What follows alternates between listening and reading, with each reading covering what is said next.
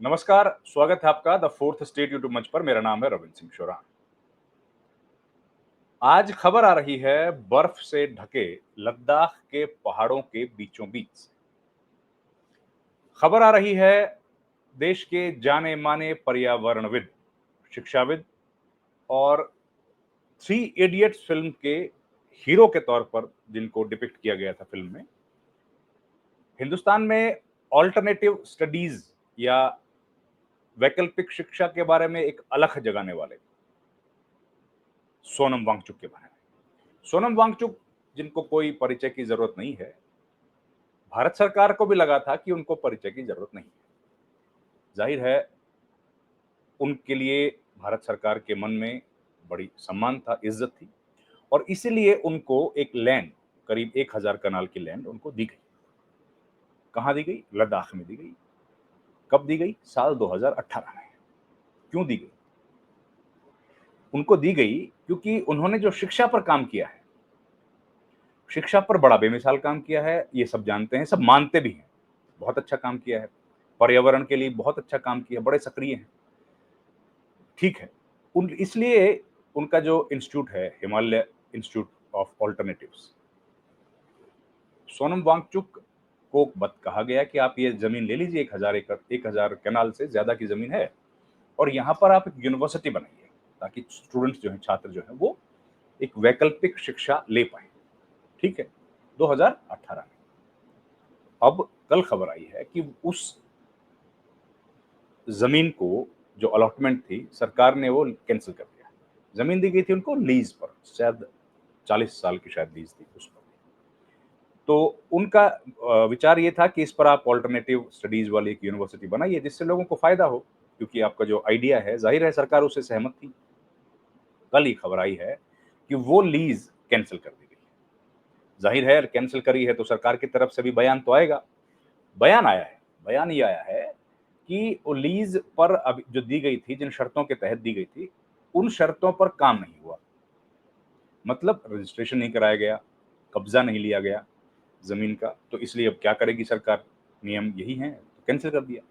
और तो और, ये तो 2019 में ही कैंसिल हो गई थी, तो अब जमीन पर कब्जा नहीं लिया तो कैंसिल कर दिया, ये सरकार ने कहा। अब जाहिर है जवाब तो सोनम वांगचुक का भी आना चाहिए, उनका भी आया। उन्होंने कहा जब इस इंस्टीट्यूट का नाम ही है ऑल्टरनेटिव स्टडीज, वैकल्पिक शिक्षा, तो हम लोग, आप रजिस्ट्रेशन की मांग जो कर रहे हैं या रजिस्ट्रेशन की जो बात कर रहे हैं, वो तो वैकल्पिक तरीका नहीं है शिक्षा का। तो इसलिए ये जो है, ये विच हंटिंग की गई है, और ये जमीन जो है उनको उनसे गलत तरीके से ले ली गई वापस। ये गलत है, सरकार का फैसला, प्रशासन का फैसला गलत है। उन्होंने इस बात को गलत बताया। ये दो फैक्ट्स आपके सामने रखे, अब करते हैं इस पर चर्चा, विश्लेषण। अब आखिर ये हुआ होगा क्यों? क्यों हुआ होगा? देखिए, 2014 में सोनम वांगचुक इस बात के समर्थक थे कि नरेंद्र मोदी की सरकार आई, या नरेंद्र मोदी का, उनके जो विचार थे वो सरकार के पक्ष में थे। उनको उम्मीद थी कि सरकार के लिए, सरकार जो है वो लद्दाख के लिए अच्छे काम करेगी और उनकी जो मांगे हैं उन मांगों को पूरा करेगी। ये उनके जहन में रहा होगा। तो इस तरह के कई सारे व्यूज उनके सुनने को मिलते हैं। ठीक है, बिल्कुल ठीक है, किसी भी पॉलिटिकल पार्टी को कोई भी सपोर्ट कर सकता है, भारत में आज़ादी है। उन्होंने सपोर्ट किया 2014 के पहले, लेकिन 2019 में आते आते, शायद इसी वजह से 2018 में सरकार को लगा कि भाई इनका जो काम है बड़ा अच्छा है और समर्थन भी है, तो इनको दे दिया जाए जमीन, ताकि ये ऑल्टरनेटिव एजुकेशन वहां पर स्थापित करें। ठीक है, 2019 में हुई घोषणा कि अब यूनियन टेरिटरी बना दिया जाएगा लद्दाख, बना दिया गया। उसके बाद हुआ पूरा विवाद शुरू। विवाद क्या हुआ? लद्दाख के लोगों की ये मांग थी कि स्टेटहुड मिले, उनको 6th शेड्यूल में शामिल किया जाए, वहां पर पब्लिक सर्विस कमीशन खोला जाए और 2 लोकसभा की सीटें हों। ये 4 मांग उनकी थी। ये मांग उन्होंने बार बार सरकार को कही, सरकार ने उस पर कोई काम नहीं किया। धीरे धीरे ये बात और मजबूती के साथ लोगों के बीच में जाई गई, और उसके बाद लोग एजिटेशन मोड में आ गए कि अब भाई बहुत हो गया, अब नहीं हो पाएगा। अब हो नहीं पाएगा। तो लोगों ने क्या किया? लोगों ने फिर क्या किया? एजिटेशन किया और सोनम वांगचुक उस एजिटेशन का चेहरा बन गए। उन्होंने बार-बार सरकार से मांग उठाई कि जो लोगों के हुकूक हैं, जो जमहूरी हुकूक है, उस हुकूक पर कहीं न कहीं अटैक हो रहा है। वो कैसे? यूनियन टेरिटरी तो बन गई, लेकिन यूनियन टेरिटरी बनने के बाद लोगों की जो फैसले लेने की ताकत थी, वो उनके पास नहीं बची। वो कहाँ चली गई? वो चली गई है प्रशासन के पास। अब एक सांसद है बस, तो प्रशासन में तो सांसद का कोई दखल होता नहीं, आप जानते हैं वो तो लॉ मेकर हैं, एक। दूसरा ये है कि जो प्रशासन है, वो प्रशासन केंद्र सरकार के अधीन होता है यूनियन टेरिटरीज़ में, आप जानते हैं। तो ऐसे में एलजी के पास पूरी ताकत है और लोकतंत्र जो है, जो पहले 4 विधायक थे जम्मू कश्मीर विधानसभा में जब जम्मू कश्मीर और लद्दाख एक था, अब वो नहीं है। पहले तो अपने विधायकों से बात कर सकते थे, तो पहले विधायक 4 थे लद्दाख के इस इलाके में, लेह और करगिल को मिला के 4 विधायक थे। अब विधायक कुछ नहीं रहा, लोकसभा का 1 सदस्य है। हाँ, लोकल गवर्नमेंट जो है वो हिल काउंसिल, उसमें ज़रूर है। हिल काउंसिल लद्दाख में 2 है, एक करगिल की है, एक लेह की है। लेकिन उनके पास भी सीमित ताकत है, बहुत ज़्यादा अख्तियारात तो उनके पास नहीं है।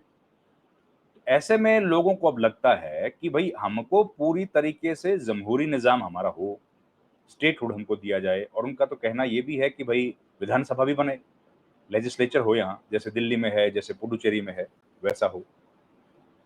ऐसा सब अगर होगा तो लोगों को ज़्यादा सुकून होगा और लोगों की जो समस्याएँ हैं, लोगों की जो माँगे हैं, उनको माना जाएगा या उनको मुकम्मल तौर पर सहमति दी जाएगी। इन माँगों का चेहरा बन गए थे सोनम वांगचुक। ज़ाहिर है सरकार इससे असहज हो गई होगी। फिर 2019 में 2024 के लोकसभा चुनाव से पहले एक एजिटेशन शुरू हुआ, अनशन शुरू हुआ। अनशन चला लंबा।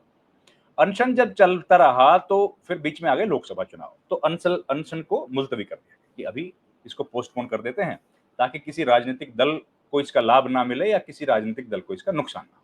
ठीक है, हो गया। उसके बाद बातचीत की शुरुआत करने के लिए बार-बार बोला गया लेकिन केंद्र सरकार ने बातचीत की शुरुआत नहीं की। तो लेह से लेकर और दिल्ली तक सोनम वांगचुक पैदल चल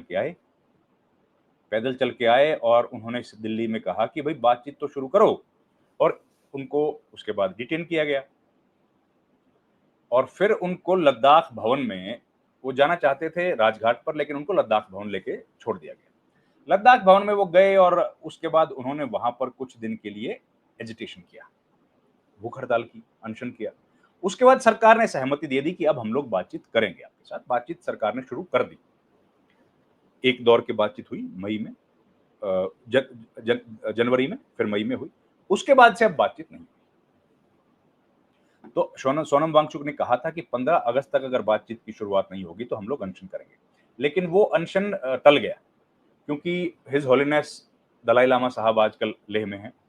तो इसलिए सब लोगों ने विचार बनाया कि ये समय ठीक नहीं है कि राजनीतिक बातें हम लोग करें क्योंकि हिज होलीनेस दलाई लामा साहब अभी प्रवास पर हैं लेह में, तो अभी वक्त ठीक नहीं है। तो 3 दिन का एक अनशन किया गया 9, 10, 11 तारीख को करगिल में।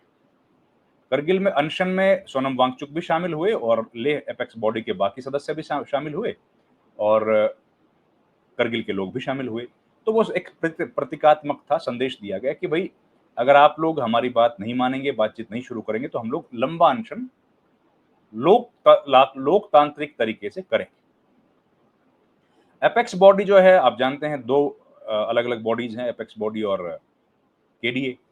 तो एपेक्स बॉडी में भी थोड़ा-सा बदलाव हुआ। एपेक्स बॉडी के जो चेयरमैन थे थोपसंग साहब, उन्होंने इस्तीफा दिया और उनकी जगह पर उनकी जगह पर नहीं लेकिन शामिल हुए सोनम वांगचुक। उनको एपेक्स बॉडी में ले लिया गया। अब केंद्र सरकार शायद इस बात से असहज है कि सोनम वांगचुक के साथ वो लोग बात नहीं करेंगे या सोनम वांगचुक को इस बॉडी का हिस्सा नहीं होना चाहिए। अब ये रीजन कोई ऑफिशियली तो दिया नहीं गया है, पर ये आकलन ऐसा लगाया जा रहा है।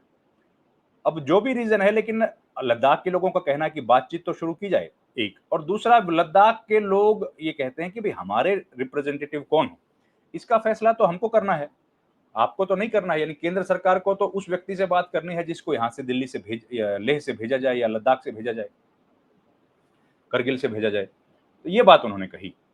इस पर लेकिन कोई ना कोई विवाद है जो अभी तक बातचीत शुरू नहीं हुई है। अभी तक कोई कंफर्म्ड रिपोर्ट्स केंद्र सरकार की तरफ से नहीं आई हैं, ना अभी तक कोई तारीख आई है।